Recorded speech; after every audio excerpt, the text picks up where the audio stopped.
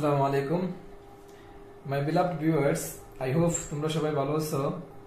বিশেষ করে 2021 সালের এসএসসি পরীক্ষার্থীদের উদ্দেশ্যে আমি কিছু কথা বলতে চাই। যেহেতু তোমাদের পরীক্ষা আলটিমেটলি হবেই, সো ইনশাআল্লাহ তোমরা আশা করি, আমি বিশেষ করে সায়েন্সের স্টুডেন্টদের কথা বলতেছি, ফিজিক্স, কেমিস্ট্রি এবং অপশনাল ও কম্পালসারির মধ্যে অপশনালটা বাদ দেওয়া হয়েছে। সুতরাং তোমাদেরকে ফিজিক্স কেমিস্ট্রিতে অবশ্যই করতে হবে, সাথে অপশনাল এবং ওই যে কম্পালসারি যেটা আছে, কম্পালসারি সাবজেক্টটা অবশ্যই তোমাকে করতে হবে, এদের হায়ার ম্যাথ আর বায়োলজি। ঠিক আছে? তো যাই হোক, এখন আমাদেরকে অবশ্যই এই সংক্ষিপ্ত সময়ের মধ্যে আমাদের এই শর্ট সিলেবাসটা শেষ করতে হবে এবং তোমাদের সেই শুভকামনায় আজকে আমি শর্ট সিলেবাসের উপর, সায়েন্স গ্রুপের শর্ট সিলেবাসের উপর ইনশাআল্লাহ প্রথম ক্লাস দিতে যাচ্ছি। তো আশা করি ইনশাআল্লাহ সবাই end of the lecture you will be benefited by the mercy of Almighty Allah. So আজকে আমি তোমাদের পদার্থবিজ্ঞানের কাজ, ক্ষমতা ও শক্তি অধ্যায় থেকে পরীক্ষায় আসার মতো সম্ভাব্য কতগুলো আমি অনুধাবনমূলক প্রশ্ন কালেক্ট করছি। তো ইনশাআল্লাহ শুরু করা যাক। আমরা একটু লক্ষ্য করি, আমার এখানে ফার্স্ট কোয়েশ্চেন হচ্ছে যে কাজ কাকে বলে। ভিউয়ার্স একটু লক্ষ্য করো, আমরা সবাই জানি যে কোন একটা বস্তুর উপর যখন আমরা বল প্রয়োগ করব, তখন যেদিকে বল প্রয়োগ করা হয়েছে সেদিকে যদি বস্তুর অবস্থানের পরিবর্তন হয় তাহলে প্রযুক্ত বল এবং সরণের গুণফলকে আমরা কাজ বলি। আমি একটা চিত্র আঁকছি, এখানে একটা অবস্থানে একটা বস্তু রাখছি। আমি খেয়াল করো, আমি যখন এ অবস্থানে থাকা বস্তুর উপর এফ বল প্রয়োগ করছি, তখন এই বস্তুটা বি অবস্থানে চলে আসছে। ঠিক আছে? তাহলে এখানে এ অবস্থান থেকে আমি যেদিকে বল প্রয়োগ করছি, ঠিক সেই দিকে অবস্থানে থাকা বস্তুটি এস পরিমাণ দূরত্ব অতিক্রম করে সেটা বি অবস্থানে চলে আসে। তাহলে এখন আমাকে যদি বলে দেওয়া হয় তাহলে এখানে কি পরিমাণ কাজ সম্পন্ন করা হয়েছে, তখন আমাদের ডব্লিউ সমান হবে যে প্রযুক্ত বল এবং বলের দিকে সরণের গুণফলকে আমরা কি বলবো? কাজ বলবো। তাহলে আমরা বলতে পারি, একটু লক্ষ্য করো, কোন বস্তুর উপর বল প্রযুক্ত হলে যদি বলের দিকে বস্তুর সরণ ঘটে তবে প্রযুক্ত বল এবং সরণের গুণফলকে কাজ বলা হয়। তো আমরা জানি সবাই, কাজ হচ্ছে যে ওয়ার্ক থেকে ডব্লিউ, আর বল হচ্ছে ফোর্স থেকে এফ, এবং সরণ হচ্ছে অবশ্যই, সরণকে আমরা জানি এস দ্বারা প্রকাশ করা হয়। তো অ্যাকর্ডিং টু ডেফিনেশন আমরা বলতে পারি কাজ ডব্লিউ সমান এফ ইন্টু এস। আশা করি সবাই বুঝছো। আমার নেক্সট কোয়েশ্চেনটা হচ্ছে 5 জুল কাজ বলতে কি বোঝায়? 5 জুল কাজ বলতে বোঝানো হয় কোন বস্তুর উপর 1 নিউটন বল প্রযুক্ত হয়ে বলের দিকে যদি বস্তুর 5 মিটার সরণ হয়, অর্থাৎ যেদিকে আমি বল প্রয়োগ করছি সেদিকে যদি বস্তুটা 5 মিটার সরে যায়, তাহলে এটাকে আমরা বলবো কি 5 জুল কাজ।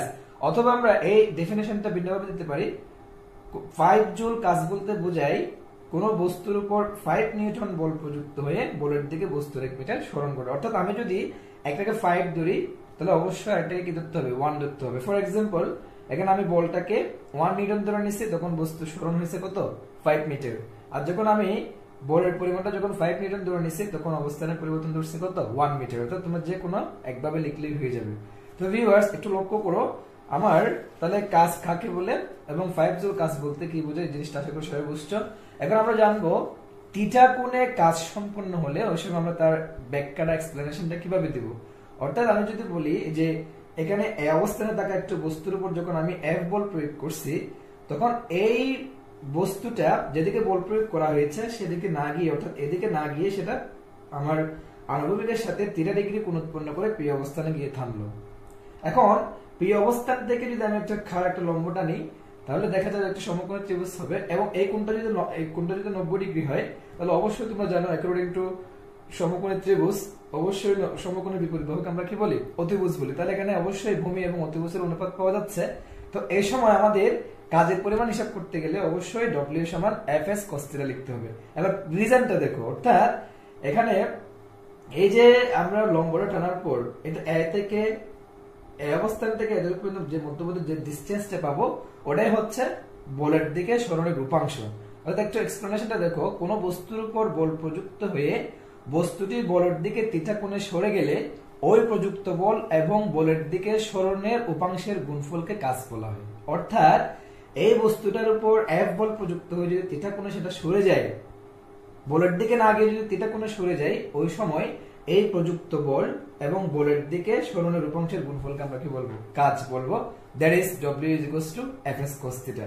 এখানে আমরা আরেকটা কথা লিখে রাখছি, অর্থাৎ কোন বস্তুর উপর F বল প্রযুক্ত হয়ে যদি বস্তুটি থিটা কোণে সরে যায়, তবে বলের দিকে তার সরণের রূপাংশের গুণফল হবে Fs cos theta. That is why আমরা বলতে পারি কৃতকাজ সমান এক্ষেত্রে W সমান Fs cos থিটা হবে। আশা করি সবাই বুঝছো। এখন আমার নেক্সট কোশ্চেন হচ্ছে ক্ষমতা জিনিসটা কি। অর্থাৎ আমি যদি একটা বস্তু দ্বারা বা কোনো ব্যক্তি দ্বারা একক সময়ে যে পরিমাণ কাজ সম্পন্ন করতে পারি ওটাকে আমরা কি বলি, ক্ষমতা বলি, পাওয়ার বলি। ঠিক আছে, অর্থাৎ এখানে অবস্থানরত একটা বস্তুর উপর যদি আমি এই ব্যক্তিরা যদি F বল প্রয়োগ করে, তাহলে সেটা যেদিকে বল প্রয়োগ করা হয়েছে সেদিকে A সুষম ত্বরণে চলে B অবস্থানে গিয়ে A থেকে B এর ডিসটেন্স কত হলো, S পরিমাণ হলো। এই অবস্থান থেকে F বল প্রযুক্ত হয়ে বস্তুটা যদি B অবস্থানে আসতে যদি S পরিমাণ দূরত্ব অতিক্রম করে, তাহলে এই দূরত্বটাকে আমরা সরণ বলি, এবং এই সরণটা গড়ার জন্য এখানে মধ্যবর্তী সময় কত, T। তাহলে আমরা যাই হোক, আমার এখানে কথা হচ্ছে যে আমরা সবাই জানি কাজের সরণ অনুসারে আমরা বলতে পারি এই যে প্রযুক্ত বল এবং বলের দিকে এই সরণের গুণফলকে আমরা কি বলবো, কাজ বলবো। তাহলে আমরা এখান থেকে অবশ্যই W পাচ্ছি। এখন বলো তো তোমরা নিজেরাই বলো, এই W করার জন্য অবশ্যই এ থেকে বস্তুটা B অবস্থানে নিয়ে যাওয়ার জন্য তার অবশ্যই সময় লাগছে T। তাহলে আমরা বলতে পারি একক সময়ে নির্দিষ্ট দিকে কোন একটা বস্তুর যে পরিমাণ কাজ সম্পন্ন করতে পারে ওটাকে আমরা কি বলি, এখানে অবশ্যই দিকটা ফ্যাক্ট না, কোন একটা ব্যক্তি বা বস্তু দ্বারা যে পরিমাণ কাজ সম্পন্ন করা যায় ওটাকে আমরা কি বলবো, ক্ষমতা বা পাওয়ার বলবো। আই হোপ সবাই বুঝতে পারছো। এখন আমরা জানি তাহলে অ্যাকর্ডিং টু ডেফিনেশন, তাহলে আমরা অ্যাকর্ডিং টু ডেফিনেশন বলতে পারি ক্ষমতা P সমান W/T। একক সময়ে সম্পন্ন কাজের পরিমাণকে আমরা কি বলি, ক্ষমতা বলি। তাহলে আমরা বলতে পারি P সমান W/T। আবার আমরা জানি এই আমাদের কাজের সূত্র থেকে আমরা জানি W সমান Fs। তাহলে W সমান যদি Fs হয় তাহলে P সমান Fs লিখতে পারবো /T। এখন আমরা নিউটনের দ্বিতীয় সূত্র অনুসারে আমরা বলতে পারি F = ma লিখতে পারি। আলটিমেটলি আমাদের P সমান ma/s/T এই সূত্রটা প্রতিপাদিত হয়। নেক্সট একটু লক্ষ্য করো, আমাদের তাহলে আলটিমেটলি সমতল চলমান বস্তুর ক্ষেত্রে আমরা ক্ষমতা পাবো P = ma/s। আশা করি সবাই বুঝছো। এখন লক্ষ্য করো সেই একই সূত্রটা এই ক্ষমতা জিনিসটা সমতল যদি এরকম হয়, তাহলে সেটা যদি পরন্ত বস্তুর ক্ষেত্রে হয়ে থাকে, অর্থাৎ সারফেস থেকে যদি আমার মাটির থেকে যদি S উচ্চতা যদি একটা অ্যাম্বরের বস্তু আমি যদি রাখি, তাহলে এই বস্তুটা থেকে এই অবলম্বনটা যদি আমি এখান থেকে মুভ করে নিই, তাহলে অবশ্যই সেটা নির্দ্বিধায় ভূমিতে পড়বে। এখন ভূমিতে পড়ার সময় এখানে অবশ্যই T সময় লাগবে, আর অবশ্যই ত্বরণটা প্রাকৃতিকভাবে ক্রিয়া করবে। তো এখন এই অ্যাম্বর বিশিষ্ট বস্তুটা ওই যে অভিকর্ষ ত্বরণে S দূরত্ব অতিক্রম করে যখন ভূমিতে আসবে তখন T সময় লাগতেছে। তাহলে অবশ্যই আমরা বলতে পারি পরন্ত বস্তুর ক্ষেত্রে যদি P সমান W/T লিখি, তাহলে আমরা এখানে অবশ্যই mg একটা টার্মস পাবো না, ওই mgটাই হচ্ছে এখানে কি F, অর্থাৎ W/T এর জায়গায় আমরা Fs লিখতে পারি। কারণ এখানে S কেন আসবে, কারণ এখানে সরণটা হচ্ছে S, উচ্চতা হাইট থেকে S আসবে, এবং আমরা ওই যে এখানে S এর জায়গায় S লিখে দেব, কিন্তু F এর জায়গায় কি লিখতে পারবো, অ্যাকর্ডিং টু গ্র্যাভিটেশনাল ল, অর্থাৎ অভিকর্ষ সূত্র থেকে আমরা বলতে পারি F = কি mg। দ্যাটস হোয়াই আলটিমেটলি আমাদের সূত্রটা দাঁড়াবে ক্ষমতা P সমান mgs/T। অর্থাৎ আমি বোঝাতে চাচ্ছি যে তোমাদেরকে প্রথমে আমি ক্ষমতার সংজ্ঞাটা দিলাম, দেন সমতল চলমান বস্তুর ক্ষেত্রে ক্ষমতার সূত্রটা কি হতে পারে, এন্ড ফাইনালি পরন্ত বস্তুর ক্ষেত্রে ক্ষমতার সূত্রটা কি হতে পারে, দুটো জিনিস আমি তোমাদেরকে দেখানোর চেষ্টা করছি। তাহলে আমাদের সমতল চলমান বস্তুর ক্ষেত্রে ক্ষমতা নির্ণয় করার সূত্র হচ্ছে P = ma/s/T, এন্ড পরন্ত বস্তুর ক্ষেত্রে আমরা দেখালাম P = mgs/T। I hope you get it. এখন একটু লক্ষ্য করো, তাহলে ক্ষমতা জিনিসটা বোঝার পর আমাদেরকে যদি জিজ্ঞেস করা হয় 60 ওয়াট ক্ষমতা বলতে কি বোঝায়, what you mean by 60 watt power, okay, তখন তোমাকে বলতে হবে 60 ওয়াট ক্ষমতা বলতে বোঝায় প্রতি সেকেন্ডে কোনো ব্যক্তি বা বস্তু কর্তৃক সম্পন্ন কাজের পরিমাণ 60 জুল। অর্থাৎ 60 ওয়াট ক্ষমতা বলতে বোঝানো হয় যদি কোনো ব্যক্তি বা বস্তু যদি কোনো সিস্টেমে কাজ করে 1 সেকেন্ডে যদি 60 জুল কাজ সম্পন্ন করে, তাহলে সেটাকে আমরা বলবো 60 ওয়াট ক্ষমতা। একইভাবে আমরা বলতে পারি 30 ওয়াট ক্ষমতা বলতে বোঝায় প্রতি সেকেন্ডে কোনো ব্যক্তি বা বস্তু কর্তৃক সম্পন্ন কাজের পরিমাণ 30 জুল। আই হোপ সবাই বুঝতে পারছো। এবার আসো আমাদের কর্মদক্ষতা কাকে বলে। তোমরা আশা করি পড়ছো এগুলো, কিন্তু আমাদেরকে আসলে এভাবে সিকোয়েন্সলি পড়তে হবে। By the mercy of Almighty Allah ইনশাআল্লাহ পরীক্ষায় কমন পাবা। সো আশা করি একটু লক্ষ্য করো সবাই, কর্মদক্ষতা কাকে বলে। আমরা বেসিক্যালি যদি বলতে যাই, কোন যন্ত্র কর্তৃক প্রাপ্ত কার্যকর ক্ষমতা এবং প্রদত্ত ক্ষমতার অনুপাতকে কর্মদক্ষতা বা ইফিসিয়েন্সি বলা হয়, এবং এই ইফিসিয়েন্সি সবসময় 100% হিসাব করা হবে। অর্থাৎ আমরা যখন এফিসিয়েন্সি বা কর্মদক্ষতার অঙ্কগুলো যখন ক্যালকুলেশন করব, আলটিমেটলি আমাদের যে মানটা আসবে ওই মানটাকে অবশ্যই 100 দিয়ে গুণ করতে হবে। এখানে আরেকটা জিনিস মনে রাখতে হবে, কর্মদক্ষতার মান কখনো 100 হতে পারবে না, ঠিক আছে। যখন কারো মান, কর্মদক্ষতার মান যখন ব্যয় করতে গিয়ে 100 হবে বা 100 প্লাস যখন হবে, তাহলে বুঝতে হবে তোমার ক্যালকুলেশনে নিশ্চয়ই কোনো গড়বড় আছে। তো যাই হোক, আমি পয়েন্টে চলে আসি। আলটিমেটলি এখানে কর্মদক্ষতাকে ইটা দ্বারা প্রকাশ করা হয়, এবং আমাদের এই কর্মদক্ষতা জিনিসটা এক্স্যাক্টলি কিভাবে কাজ করে সেটা একটু জানতে হবে। তো জানার জন্য আমরা এখানে একটু ব্যাখ্যা করছি, একটু লক্ষ্য করো সবাই আমার। তাহলে এখানে বলা হয়েছে কোন যন্ত্র কর্তৃক প্রাপ্ত কার্যকর ক্ষমতা এবং প্রদত্ত ক্ষমতার অনুপাতকে আমরা কি বলি? কর্মদক্ষতা বলি। তাহলে ওই ডেফিনেশন থেকে আমরা বলতে পারি কর্মদক্ষতা ইজ ইকুয়ালস টু প্রাপ্ত কার্যকর ক্ষমতা ডিভাইডেড বাই প্রদত্ত ক্ষমতা ইনটু 100%। এটা অবশ্যই দিতে হবে, আমি আগেই বললাম। তাহলে কর্মদক্ষতাকে যদি আমরা ইটা দ্বারা প্রকাশ করি, প্রাপ্ত কার্যকর ক্ষমতাকে আমরা পাওয়ার অফ আউটপুট এবং প্রদত্ত ক্ষমতাকে আমরা পাওয়ার অফ ইনপুট হিসেবে নামকরণ করতে পারি, এবং আলটিমেটলি এটা তো 100% আছে।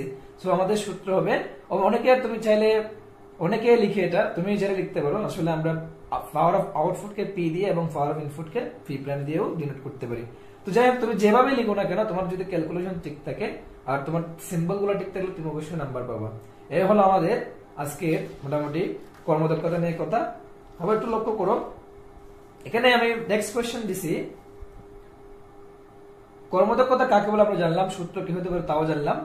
এখন আমরা জানবো 60% ইটা বা 60% কর্মদক্ষতা বলতে আমরা কি বুঝি। তখন তোমাকে যদি কেউ জিজ্ঞেস করে 60% কর্মদক্ষতা বলতে কি বুঝাও বা কি বুঝো তুমি, তখন তোমাকে বলতে হবে কোন বস্তু বা কোন যন্ত্রের কর্মদক্ষতা 60% বলতে বোঝানো হয় ওই যন্ত্র কর্তৃক প্রাপ্ত কার্যকর ক্ষমতা 60 ওয়াট। অর্থাৎ তুমি কোন যন্ত্র থেকে 100% কোনো কর্মদক্ষতা ফিরে পাবে না। অর্থাৎ তুমি যদি এখান থেকে 100 মানে তোমার কোন সিস্টেম থেকে আসলে 100% সার্ভিস পাওয়া যায় না। তুমি 60% কর্মদক্ষতা পাইছো মানে কি, তোমাকে 40% কর্মদক্ষতা কিন্তু লস হয়ে গেছে। তার মানে আমাদেরকে যদি অন্যভাবে প্রশ্নটা করা হয়, 30% এটা নষ্ট হয়ে গেছে বলতে কি বোঝায়, অর্থাৎ 30% কর্মদক্ষতা নষ্ট বলতে কি বোঝায়, তখন তোমাকে বুঝতে হবে কোন যন্ত্রের কর্মদক্ষতা 30% নষ্ট বলতে বোঝানো হয় ওই যন্ত্র কর্তৃক কার্যকর ক্ষমতা 70 ওয়াট। অর্থাৎ সেটা যন্ত্র কর্তৃক তুমি শুধুমাত্র 70 ওয়াট বা 70 ওয়াট কর্মদক্ষতা পেয়েছো, তার মানে তোমার 30% কি হয়ে গেল, নষ্ট হয়ে গেল। এই হলো অবস্থা। এখন আলটিমেটলি আমাদের ফাইনাল দুটো কোয়েশ্চেন বাকি আছে। একটা হচ্ছে যে শক্তির সংরক্ষণশীলতা নীতি কি, আর এটা ভর শক্তির সম্পর্কটা একটু জানতে হবে। এখন সৃষ্টির প্রাক্কালে যে পরিমাণ শক্তি ছিল এখনো পর্যন্ত সেই পরিমাণ শক্তি বহাল আছে, এবং কিয়ামত পর্যন্ত সেই শক্তিটা অটুট থাকবে। তো এটাকেই বলা হচ্ছে আসলে শক্তির সংরক্ষণশীলতা বা কনজারভেশন অফ এনার্জি। তো আমরা একটু দেখি, শক্তির সৃষ্টি বা ধ্বংস করা যে সম্ভব নয়, তা কেবলমাত্র এক রূপ থেকে অন্য রূপে ধারণ করতে পারে। অর্থাৎ পৃথিবী সৃষ্টির প্রাক্কালে যে শক্তি বিদ্যমান ছিল তা এখনো অটুট আছে এবং থাকবে। কাজে আমরা বলতে পারি শক্তির মোট পরিমাণ অপরিবর্তনশীল।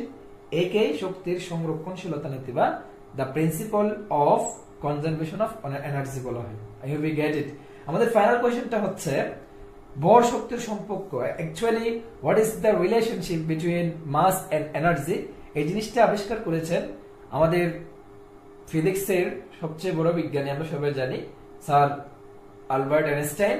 এবং উনি বলেছেন কোন ব্যক্তি বা বস্তুর মধ্যে সঞ্চিত শক্তির মোট পরিমাণ তার ভর এবং আলোর বেগের বর্গের গুণফলের সমান। অর্থাৎ কোন একটা বস্তু বা ব্যক্তির মধ্যে যে পরিমাণ শক্তিটা সঞ্চিত বা পুঞ্জীভূত অবস্থায় থাকে, ওই শক্তিটা তার ভর এবং আলোর বেগের বর্গের গুণফলের সমান।